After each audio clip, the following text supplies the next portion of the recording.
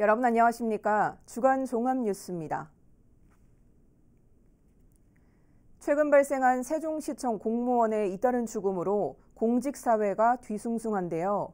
이런 가운데 세종시가 조직 문화를 혁신하겠다며 6가지 과제를 내놨습니다. 기대와 우려가 동시에 나오고 있습니다. 김우순 기자의 보도입니다. 세종시가 조직 문화를 혁신하기 위해 내놓은 대안은 크게 6가지입니다. 직원들의 심리적 건강 상태를 보살피는 외로움 전담관제를 도입하고 중요 또는 경무직위에서 일하는 직원에게 근무 성적 평정에 가점을 주는 소위 패스트트랙 도입, 상급자뿐 아니라 동료나 부하 평가를 실시하는 다면평가, 일명 3D 입체평가가 있습니다. 여기에 세대 간 소통을 위한 MZ 주간의 날 도입과 대체 인력 확보를 통한 결혼 해소, 직원 역량 증진을 위한 휴식, 배움, 성장이 어우러진 사가 독서제 도입 등 6가지를 혁신 과제로 제시했습니다. 직원들의 사기 진작과 조직 문화 혁신에 적극 나선다는데 긍정적이란 목소리가 나오는 반면 우려의 목소리도 적지 않습니다. 실제 대안이 공개된 후 시청 내부 게시판엔 업무 과부하를 해소하기 위한 대책은 빠진 채 평가 시스템을 바꾸는 데 그쳤다는 불만의 목소리가 줄을 이은 것으로 알려졌습니다. 특히 중요 또는 경무직위에 있는 직원을 우대하는 패스트트랙 도입과 관련해선 동기부여는 되겠지만 과연 그 기준을 어디에 둘 것인지에 대한 논란의 소지가 있어 보입니다. 주무과라든가 주무계는 다른 계보다 부담이 많습니다. 그리고 총괄하는 입장도 되고 조절하는 입장도 업무 조절하는 그런 기능도 해야 되기 때문에 아무래도 좀 중요하다고 우리가 보아서 애매하지만 그런 그 직원들이 공감할 수 있는 기준을 가지고 또 동료나 부하 평가를 실시하는 다면 평가의 경우 기업은 물론 과거 여러 공공기관에서 추진된 바 있는데 직원 간 불신이나 인기 투표 등의 문제가 부각됐던 만큼 시행 전 면밀한 검토가 선행돼야 한다는 지적이 나옵니다. 이미 타 시도 단체나 기관에서 어떤 폐단이 있었기 때문에 걷어들인 그런 제도도 있기 때문에 이 제도들을 시행하겠다고 했을 때는 그 잘못되어 있던 부분들이나 장단점을 면밀히 분석하고 세종시에서 또 다른 폐단이 나타나지 않도록. 세종시는 이번에 발표한 조직문화 혁신 계획에 대해 향후 직원과 전문가의 추가 의견 수렴을 거친 뒤 제도 개선과 예산 확보 등을 통해 보다 구체화해 나갈 계획이라고 밝혔습니다. BTV 뉴스 김우순입니다. 경제 활성화를 최우선 과제로 내세우고 있는 민선 4기 세종시정이 대규모 투자 유치를 이끌어냈습니다. 유망기업 13곳과 투자 협약을 맺었다고 하는데요. 어떤 효과가 있을지 김우순 기자가 취재했습니다. 세종시가 민선 4기 시정 들어 가장 규모가 큰 투자 유치에 성공했습니다. 국내 유망기업 13곳과 5,982억 원에 이르는 투자 합의각서를 체결한 겁니다. 이번에 협약을 맺은 기업 중 한 의료기기 제조업체는 2,500억 원을 투자해 공장을 짓고 650명을 신규 고용할 예정입니다. 또 한 반도체 디스플레이 제조 기업은 디스플레이 제품과 검사 장비 제조를 위해 1,160억 원을 투자하고 540명 규모의 채용을 약속했습니다. 이들 13개 기업의 전체 신규 고용 인원만 2,200여 명에 이를 것으로 예상됩니다. 저희 회사가 경기도, 대전, 충청도 이렇게 다 흩어져 있었는데 이번에 이제 세종으로 전체 설비업 관련된 회사들 다 모아서 사실은 저희 중소기업 규모로서는 되게 큰 규모인 저희 29,000평을 이번에 저희가 들어왔거든요. 앞으로 많은 지원 속에 저희가 비즈니스만 잘해 나가면 될 거라고 생각을 하고 있습니다. 세종시는 이들 입주 기업의 원활한 투자가 이뤄질 수 있도록 관련 인허가 진행에 적극 협조하는 한편 산업단지 기반 시설 조성에 적극 나선다는 계획입니다. 기업 유치만큼 기업의 성장 유지 전략을 수립하여 참여기업 모두가 미래 전략 수도 세종에서 성공 신화를 만들 수 있도록 하겠습니다. 한편 이들 13개 기업이 입주할 스마트 그린 일반 산업단지는 소정명 고등리 일원에 84만 제곱미터 규모로 조성 중이며 현재 분양이 거의 완료돼 내년 하반기부터 기업들의 입주가 본격적으로 시작될 전망입니다. BTV 뉴스 김우순입니다. 박경기 아산시장이 취임 100일 기자회견에서 신정호 중심의 아트밸리 구축과 아산항 개발 밑그림을 가장 큰 성과로 꼽았습니다. 이어 시민 모두가 행복한 아산을 만들기 위한 5대 전략과제도 발표했습니다. 보도에 김장섭 기자입니다. 취임 100일을 앞둔 박경기 시장. 그간 트라이포트 아산항 개발을 위해 해양수산부와 충남도를 방문해 아산항 물동량의 수요 예측과 타당성을 설명하는 등 아산 발전의 밑그림을 그리고 신정호 중심의 아트 플랫폼 이미지 구축을 위한 BI 매뉴얼을 제작하는 등 아산의 도시 이미지를 새롭게 브랜딩한 것을 가장 큰 성과로 꼽았습니다. 카페를 갤러리로 활용하여 국제 비엔날레를 창설하고 지방정원 및 국가정원 지정을 목표로 추진하고 있으며 금년 8월 1일 아트밸리 관광 특화 노선 셔틀버스를 운영하여 신정호 아트밸리로 오가는 길이 편해지도록 했습니다. 이어 박 시장은 창의와 혁신, 공정과 형평, 책임과 신뢰, 소통과 협치 등 4대 시정 가치를 기조로 한 민선 8기 5대 전략과제도 제시했습니다. 신정호 아트밸리를 중심으로 펼쳐지는 공연예술과 쌀 조개섬 등 수변공원 개발을 통해 문화관광도시를 조성하고 디스플레이와 반도체, 자동차 등 기존 사업을 고도화하고 바이오와 인공지능 등 신성장 동력을 집중 육성해 지속가능한 경제구조를 만들겠다고 약속했습니다. 또한 산후관리비 지원과 출산 장려금 상향, 장애인 전용 온천 힐링센터 건립 등 교육복지 도시를 만들고 참여자치위원회 출범 등 시민과 함께하는 참여자치 도시를 추진하겠다고 말했습니다. 특히 동서남북 균형 발전을 위한 1도심 3부심 공간구조 체계를 구축하고 아산의 미래 성장 동력을 위한 아산항 개발에 다시 한번 강한 의지를 내비쳤습니다. 평택 당진 아산항으로 불리는 국가항만을 갖고자 염원하는 것입니다. 그 부분을 지금 국가에 호소를 하고 있는 거고 국가에서도 그런 방향의 가능성에 대해서 가능성을 열어놓고 함께 그러면 물동량 추계를 만들어 보자라고 했던 것입니다.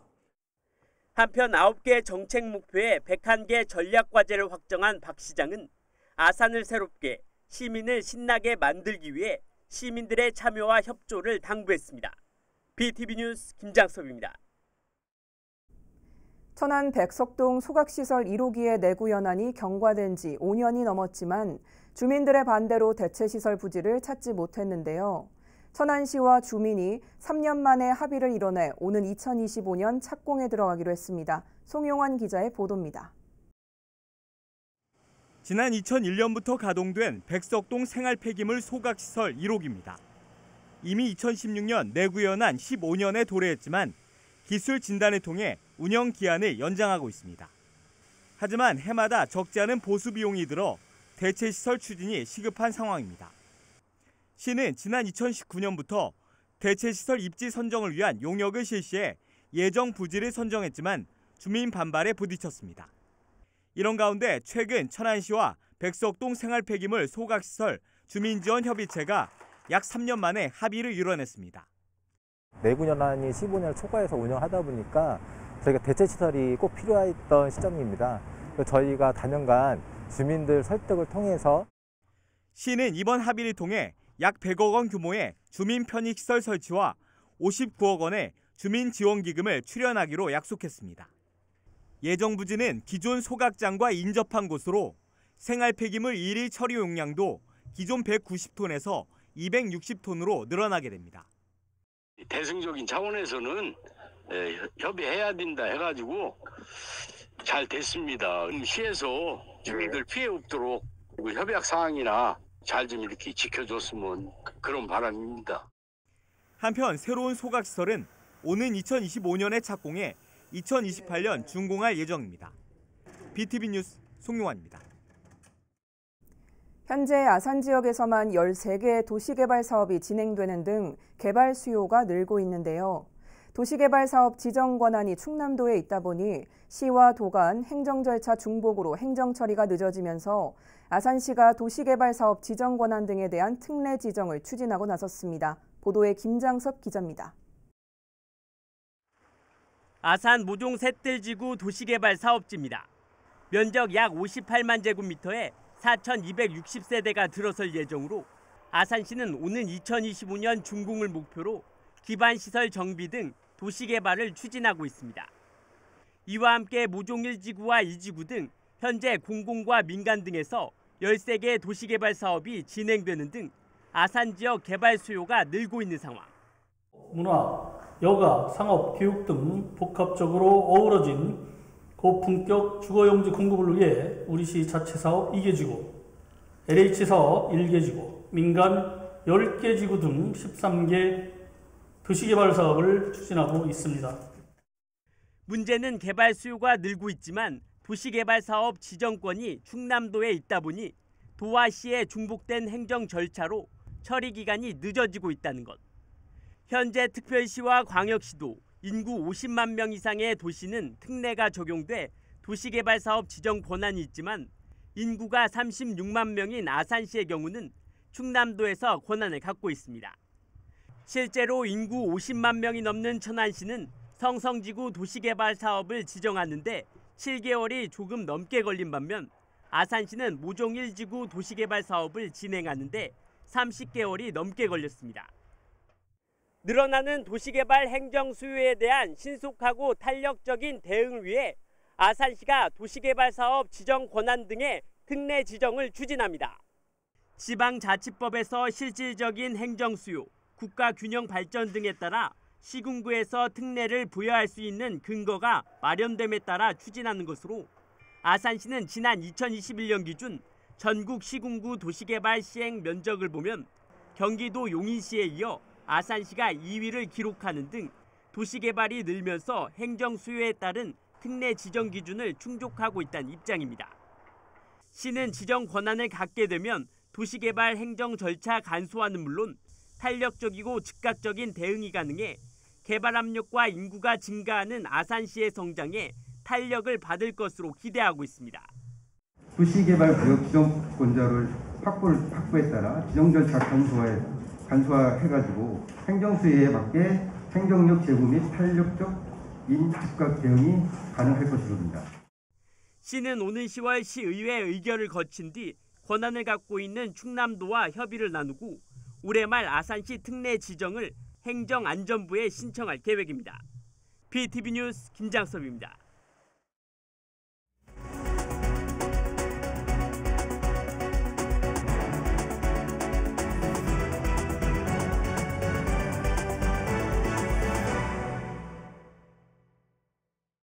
출범 1년 3개월째를 맡고 있는 세종자치경찰위원회가 새로운 출발을 준비하고 있습니다. 공석 상태였던 위원장을 새로 임명했는가 하면 위상 강화를 위한 제도 개선에도 청신호가 켜졌습니다. 김호순 기자의 보도입니다. 제2대 세종자치경찰위원장에 제주도 자치경찰단장을 지낸 나승권 변호사가 임명됐습니다. 지난 7월 김상봉 전 위원장이 새 시장의 임명권을 존중한다며 사의를 표명한 지 2달 보름 만입니다. 이로써 공석이었던 수장 자리가 채워짐에 따라 출범 1년 3개월을 맞은 자치경찰의 조직 안정화가 기대되고 있습니다. 행정과 치안의 연계 활동을 통해서 주민들이 체감할 수 있는 치안 서비스를 확대해 나가고 또 좀 더 실질화된 자치경찰 방안을 마련해서 세종이 전국자치경찰의 롤 모델이 될 수 있도록 최선의 노력을 다하겠습니다. 또 그동안 위원장직과 함께 공석으로 남아있던 세종시의회 추천위원직엔 세종시 소청심사위원을 역임한 최리나 변호사가 이날 함께 임명됐습니다. 이들 두 사람의 임기는 이전 위원들의 자녀 임기인 2024년 5월 27일까지입니다. 세종자치경찰위원회의 위상 강화를 위한 제도 개선에도 파란불이 켜졌습니다.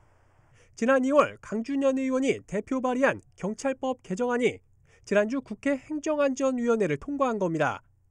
이 법안에 따르면 전국 광역지자체 가운데 유일하게 비상임으로 운영돼온 세종자치경찰위원 2명을 상임위원으로 전환하고 위원회에 별도의 사무기구를 설치할 수 있게 됩니다.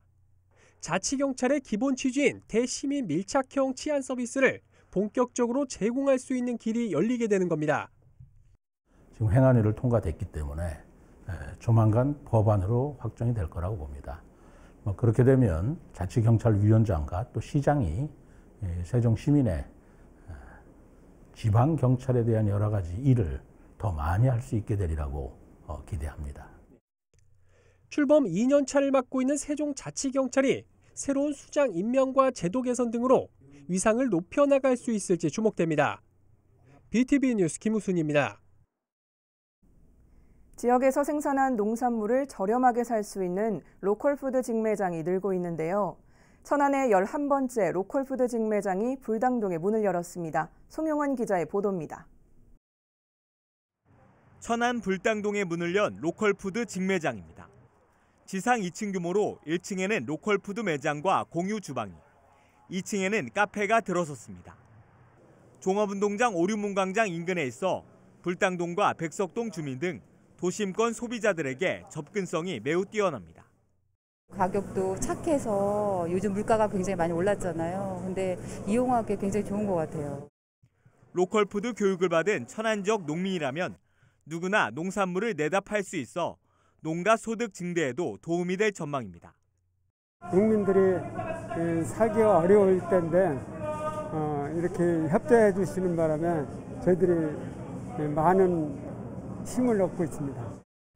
연중 약 600여 개 품목을 판매할 예정인데 다음 달 중순부터는 농가에서 로컬푸드로 반찬을 만들어 바로 팔 수 있는 공유 주방도 운영합니다.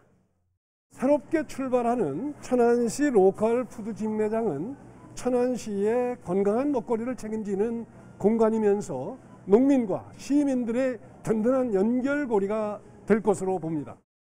천안시는 올해 안에 성정동 일원에 12번째 로컬푸드 직매장을 추가로 개장할 예정입니다. BTV 뉴스 송용환입니다. 박경기 아산시장이 공약한 동북권 노인복지관 건립이 설계비 삭감으로 제동이 걸렸는데요. 당초 계획됐던 도시숲 공원 대신 복지관을 짓는 건 부적절하다는 지적에 시는 지가 상승 등으로 부지 변경은 어렵다며 당초 계획대로 추진할 뜻을 내비쳤습니다. 보도에 김장섭 기자입니다. 아산시에서 위탁 운영하고 있는 아산시 노인종합복지관입니다. 지난 2003년 개관한 곳으로 평생교육 등 노인의 삶의 질 향상에 도움을 주고 있습니다.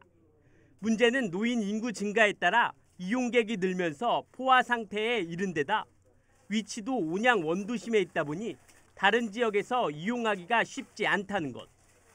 이에 박경기 아산시장은 오는 2026년까지 배방읍 공수리 폐철도 부지에 124억 원을 들여 강당과 프로그램실 등을 갖춘 독립노인복지관을 건립하겠다고 약속했습니다.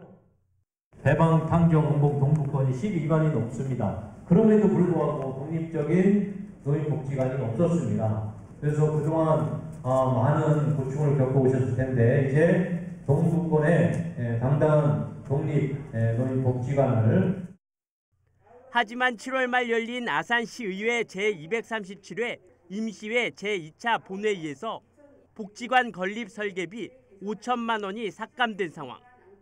해당 부지에 계획했던 도시숲공원 대신 노인복지관을 짓는 건 부적절하다는 지적이 제기되면서 제동이 걸린 겁니다.